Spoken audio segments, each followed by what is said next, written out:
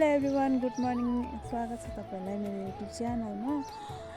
अनि साथीहरू, मेरो बिहानीको दिनको सुरुवात चाहिँ यसरी हुन्छ है।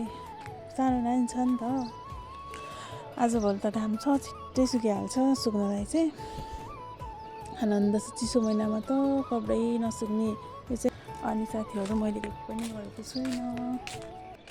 आज चाहिँ मेरो छोरीको स्कुलमा प्रोग्राम छ नि त, अनि 11 बजीतिर चाहिँ हामीलाई इन्भाइट गर्नुभएको छ स्कुलबाट। अनि हामीहरू चाहिँ जानुपर्ने हुन्छ छिटो गाइस। अनि के गर्छु कस्तो गर्छु हेर्दै जानु होला। हेलो ल भाषा ल सबैले होला, सबै फुल सुधार्नु।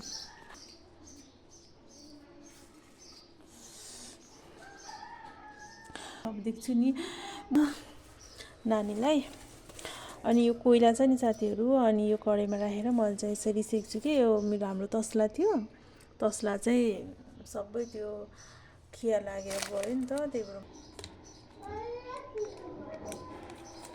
हामीले चाहिँ खानासाना खाएर भाँडाभुँडी सबै जुठो गरिसक्यो। तर हेर्नु न, अझै लुगा सुकाउने छ क्या। कार्यक्रममा बोलाएको हामीलाई चाहिँ 11 बज्यो कि 12 बजिसक्यो। के गर्नु, यस्तो छ, नानीको आमालाई टाइममा चाहिँ हुँदो रहेछ। अब यो बिहान सुकाएको कपडाहरू सबै उठाएर राखेर, अनि यो कपडा चाहिँ सुकाएर बल्ल हामीहरू चाहिँ जान्छौँ। हेर्दै गर्नु होला। ल यता आएर फाइनली हामीहरू चाहिँ हिँड्न लाग्यौँ। उहाँ चाहिँ मेरो जेठी छोरी हुनुहुन्छ। ल हिँड के, म भिडियो गर्छु।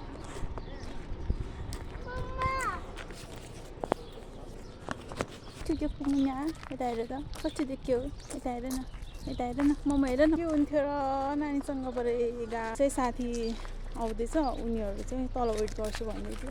कस्तो घाम छ हेर्नु न। 1 बज्न आँटिसक्यो, 11 बजी बोलाएको 1 बज्न आँटिसक्यो। त्यही पनि हामीहरू जाँदैछौँ। हेर्दै गर्नु होला। मैले चाहिँ सिम्पल कुर्ता सुरुवाल लगाएर आएको थिएँ। के गर्नु, नक्कल पार्ने त दिन गयो। यिनीहरू खै नाच्ने त होला त भन्दै थियो कि म फ्रक लगाएर आउने भन्दै थियो भनेर। म त व्हाइट फ्रक नै लाउँछु भनेर यो घरमा पनि लगाइदिन्थेँ फ्रक, यता पनि लगाइदिन्छु।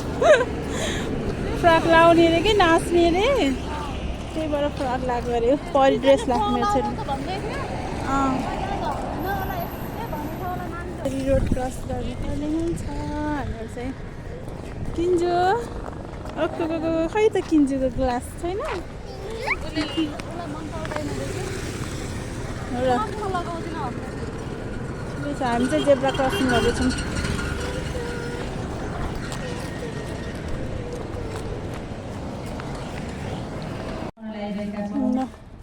यस विद्यालयले म्याम बस्नु भएको रहेछ यहाँ चाहिँ। विभिन्न कार्यक्रमहरू गर्दै आइरहेको छ, किनभने यो शिक्षा क्षेत्र भनेको विद्यालयमा बच्चालाई पाठन गर्ने कुराहरू मात्र नभएर बच्चाहरूले मेरो पनि लेख्दिनु है मायामी बिरकट्टा। धेरै जान्नुपर्ने। सिकेश्वरीबाट मन्टेश्वरी रहे तापनि उहाँले एउटा डक्टर हुनुहुन्थ्यो। बच्चाहरूको बारेमा रिसर्च गरेर मारिया मन्टेश्वरीले एकदम मेटेरियलबाट, खेल विधिबाट, ल्याब सिस्टमबाट बच्चालाई हामीले सामानसँग टच गर्दै सिकाइ गर्दै लग्यौँ भने बच्चाको सर्वाङ्गी विकासको लागि सहयोग हुन्छ भन्ने कुराहरू शैक्षिक रूपमा, संवेदनात्मक रूपमा, नैतिक रूपमा सिक्नुपर्ने 8 वर्षको उमेरमा यिनीहरूले सिक्छन्। ल कार्यक्रम सुरु भइसक्यो। यहाँ पढाइलाई मात्र ध्यान नदिएर एउटा मन्टेश्वरीको सिद्धान्त, एउटा बाल विकासको सिद्धान्तलाई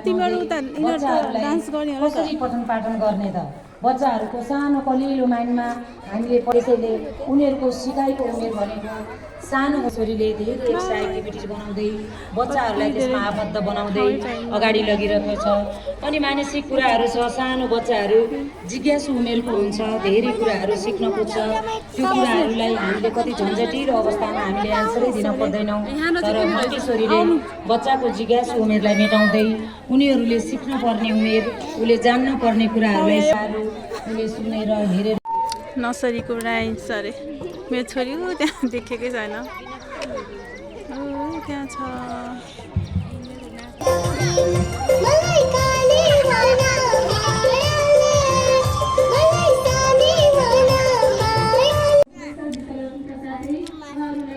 सानो के खाएको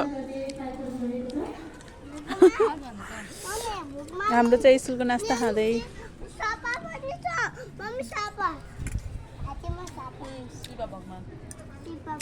अचार पुलाउ पनिर त लाग्दैन पनिर मलाई मन पर्दैन भन्ने हो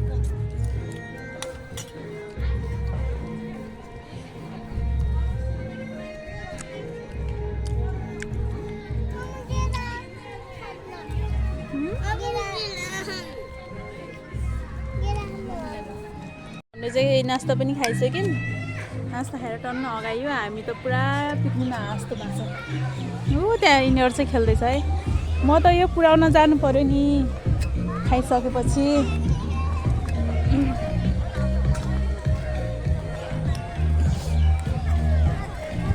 कहाँ हो क्या राख्ने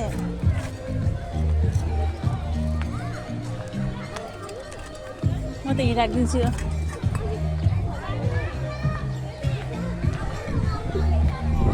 अब एकछिन घुम्नु पर्यो अनि जानु पर्ने हुन्छ घर यता चाहिँ कार्यक्रम हुँदैछ आऊ सानो यो चाहिँ सानोको school LKG A LKG B जाऊँ न यहाँ के छ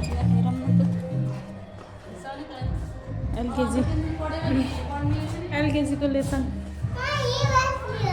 सानो त यहाँ बस्ने यो जति एकछिन ल मलाई देखाऊ त ल म पढाउँछु यता यता क्यामेरा छेके ल म तिम्रो पनि टिचर ल पर गएर बस ल अब घर जाने हो अब घर जानुपर्ने हुन्छ अब कार्यक्रम यस विद्यालयका आदरणीय निर्देशक देव